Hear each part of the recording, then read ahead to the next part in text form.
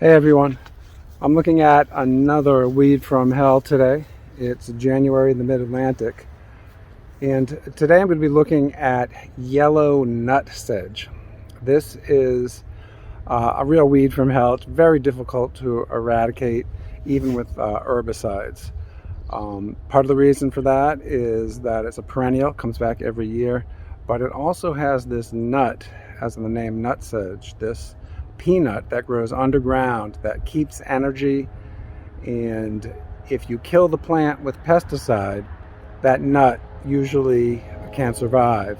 And each plant can make dozens and dozens, I think 50 or 100 from one plant in one whole season. It also spreads by rhizomes underground. So if you have one plant, it will multiply asexually. So it doesn't even have to set seed. It just keeps coming back and multiplying. It's very difficult to control because that nut survives. And so the first piece of advice in dealing with yellow nutsedge is that if you want to remove it manually, you can. That will be more successful if you remove the weed manually in the spring and in the summer as soon as you see it. Because what happens is as that plant grows, it creates more of those nuts. And then in August, September, you start digging it up, pulling it up. You pull up the plant, you pull up most of the roots, but those nuts remain. And in a few weeks and or next year, you have a whole nother plant. That's what makes it so difficult. So what I did was, one year I sprayed it with Roundup to try to really kill it, and sprayed it in August, September, but there were more plants coming up in October in the next year, the following year. So that's pretty tough. It can survive a round of Roundup or glyphosate. There is an herbicide made called Sledgehammer that is just for yellow nutsedge, and that is said to be effective. I decided to use Roundup because I really didn't want to just get another herbicide, and I figured Roundup would really kill it, but it didn't. So we will see in some of the further videos how it comes back even after Roundup. So what I did the second year was I put the Roundup on it early, as soon as it was leafed out and visible. So say April and May, and it killed it, but it also came back. And I sprayed it again, and that seemed to work. Some of it came back, but it really diminished it. The area I worked in was about 5 by 7 feet. It had totally dominated my lawn grasses. So if you have a lot of nutsedge, you have a job cut out for you. You have to be persistent, and what I've read is that many people will take several years to really eradicate a yellow nutsedge. So it is a real survivor. You have to admire it for that, but we don't want it surviving in our lawns. This is nutsedge when flowering. And very distinctive flowers and seed pods. About 2 feet tall.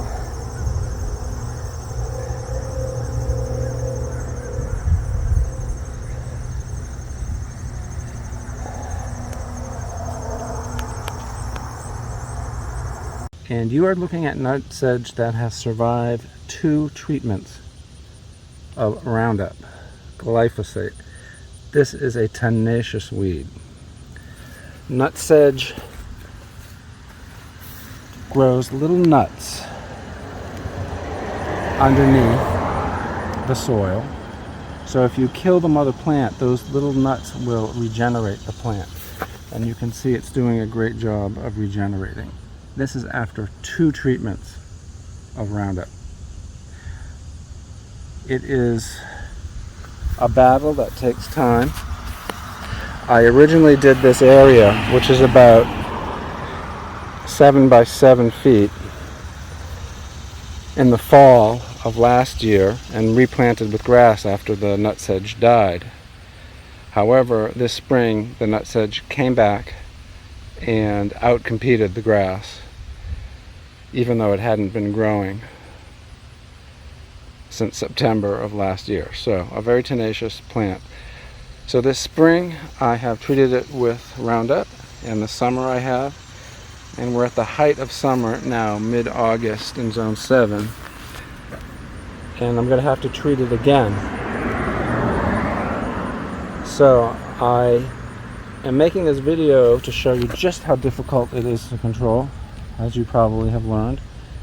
It looks like these are spreading by runners. Even these small plants of about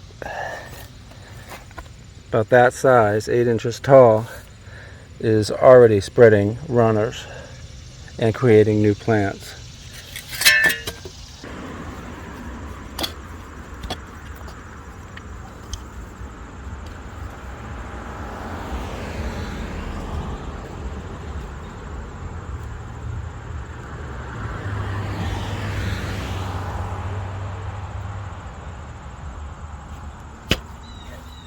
So this right here looks like one of the nuts. So dig those up, throw them out.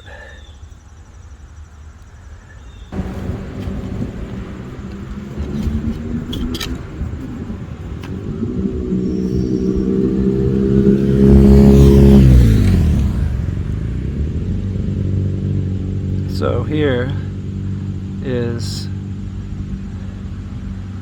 a nut, yellow nutsedge. So if you rip up this plant, you leave this, which is like a seed. At the end of some of the roots, you have these nuts. That's a small one.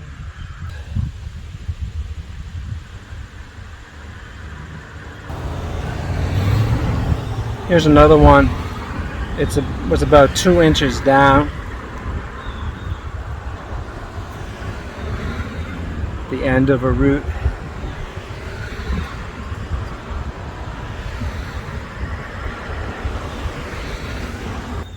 So this will not go in the compost. This will go in the trash.